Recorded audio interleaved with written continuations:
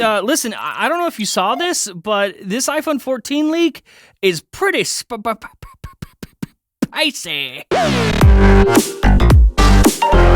Yo, what's going on, guys? Welcome back to Front Page Tech, FPT. Just kidding. First up for the day, story numero uno. As I don't know if you saw, but WWDC has officially been announced for this year. I'm kidding. Of course you saw this. You know that the invites are out, but can we talk about how odd this is? So a few weeks ago, I ended an episode of Fapata by saying this. I'm just saying. That's all. Just throwing it out there. Oh, also, I'm hearing that WWDC is on Monday, June 6th. It'll be live and in person. Okay, bye. And then, in Genius Bar, my podcast, I elaborated a little bit further, saying this. This is what I should have done in Genius Bar in the beginning. Like elaborated on that, because at the end of the episode, I was just like, WWDC, June 6th in person, bye. Yeah. We're so now, bad at that. What is it? 50 minutes into the episode, I'm like, hey, guess what? Let me elaborate on this. So yeah, from what I understand, WWDC is in person, but not, it's like a hybrid event. It's not totally in person dangerous. It'll just be like, for the keynote, which makes me think, what's going to be at that keynote? So really, expectations are up here, right? We're expecting WWDC to be announced soon for June 6th. With an in-person element, and then boom, just a couple days ago, it's official, the invites are out. The date is indeed June 6th, but Apple's newsroom article called it all online again. But wait, I thought John said it was a hybrid in-person event. Well, see, that's exactly the problem, because if you only read headlines and like tweets from your favorite YouTubers, then yeah, you probably do think it's a strictly all-online event, but it's not. In fact,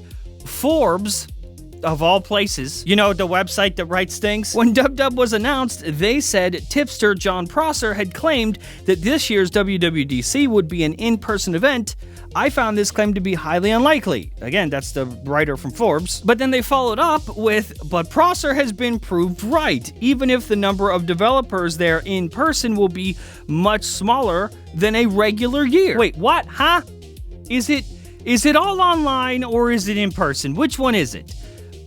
Well, it's both. You see, if you actually read the newsroom post from Apple about WWDC 22, you will have seen a tiny little paragraph that Apple hid in there, like more than halfway down the article, saying, in addition to the online conference, Apple will host a special day for developers and students at Apple Park on June 6th to watch the keynote and State of the Union videos together, along with the online community. Space will be limited, and details about how to apply to attend will be provided on the Apple developer site and app soon. So it literally is in person, but not a lot of persons, and you have to be approved to go. So no, despite Apple's straight up lie in their own headline, it's not all online. I mean, what are we even getting at this event? Because we've heard basically no leaks about this. Is a Mac Pro coming? Maybe a Mac Pro with an M1 Ultra Duo chip, which would literally be two M1 Ultra chips in the same machine, basically doubling everything of the already doubled Mac Studio. If the M1 Ultra chip is actually just two M1 Max chips, they should just come out and say that the Mac Pro is 4 M1 Max chips, because that sounds like a lot. 4 sounds like more than 2. And maybe we'll get like a sneak peek of the AR VR headset, or nothing. Or we'll get nothing. And the reason that we haven't really gotten any leaks about this sort of thing, and the fact that it's quiet, is actually because there is nothing. And it will suck. Kind of like how last year's sucked. Also, the artwork for this looks like it was done all the way last minute. Like homework that they forgot about until the day that it was due. But you know what artwork isn't terrible? The kind that you invest in. You know what? Stop. Stop it. Stop investing in the stock market. It's spoopy. It's spoopy and it's volatile. That's why this episode is sponsored by Masterworks, because art is not volatile. Masterworks gives everyone, not just high rollers, the chance to invest in famous Picasso, Monet, and Banksy paintings. But why art? Well, art has outpaced the S&P 500 from 1995 to 2021 and has almost no correlation with stocks. But is it legit? Yes, Masterworks is the first company to offer paintings backed up with the same Securities and Exchange Commission as public offerings. Is anyone doing it? Also yes to that. Over 300,000 investors have already signed up. In fact, Masterworks is gaining so much popularity right now that there's actually a waiting list. But because you're watching this show, don't worry, you can skip the waiting list. If you go to my special links, which is masterworks.art/FPT, you can get started today. And of course, a huge thanks to Masterworks for sponsoring this episode. Oh, hey, welcome back. Actually, real quick, I just want to say thank you. Thank you for supporting our sponsors because you support the sponsors, they support us.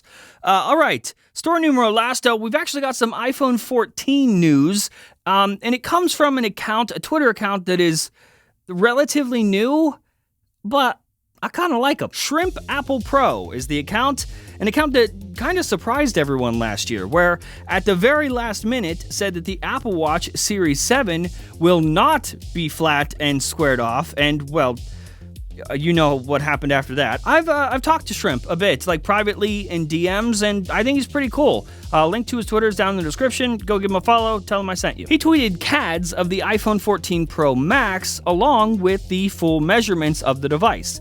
It looks pretty similar to the other CADs that we got a couple weeks ago from 91 Mobiles, but he made mention that the bezels on the front of this device are actually 20% smaller than those on the iPhone 13 Pro Max. That weird eye cutout thing at the top is still bigger than we originally expected. It's very ugly a lot, but I will take it. I will take the thinner bezels. I'm cool with that. And by the way, not only are they thinner, but they are also still uniform all the way around. It's the same size all the way around the phone, which is something that Android manufacturers still struggle with to this day. And they're able to do this because Apple has been doing this thing that's pretty cool since the iPhone 10 came out, where the bottom of the display panel is actually like rolled. It's folded under, right where the body of the phone ends, to be able to ensure that the bottom of the phone doesn't have some sort of crazy chin like on some other devices. Again, that's the thing they've been doing since iPhone 10. This picture that you're seeing right now that shows the display panel rolled, that is an iPhone 10. And hang on, before y'all are like, whoa, John, whoa, okay, John, way to lie, way to clickbait us with that thumbnail. No, that's the bottom of the phone, okay, which shows the size of the bezel, all right? So it's not a lie, per se. You're just looking at it wrong. Thank you very much. Does the fact that this phone will have smaller bezels entice you really all that much? I just don't know if this would be enough to make me switch from my iPhone 13 Pro to an iPhone 14 Pro when it comes out. I mean, let's be honest, I will, because YouTube money and because I'm a f***ing loser. But this is nowhere near as exciting as we thought the iPhone 14 was going to be.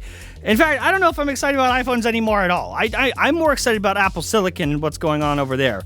iPhones just being iPhones, know what I mean? Oh, and also, Jesus Christ, this is a thick boy. I know we touched on this a bit last time CADs for this leaked, but look at that camera bump. That is as thick as me, bro. Except at least this has a reason to be that thick. I'm just like this because I like barbecue sauce.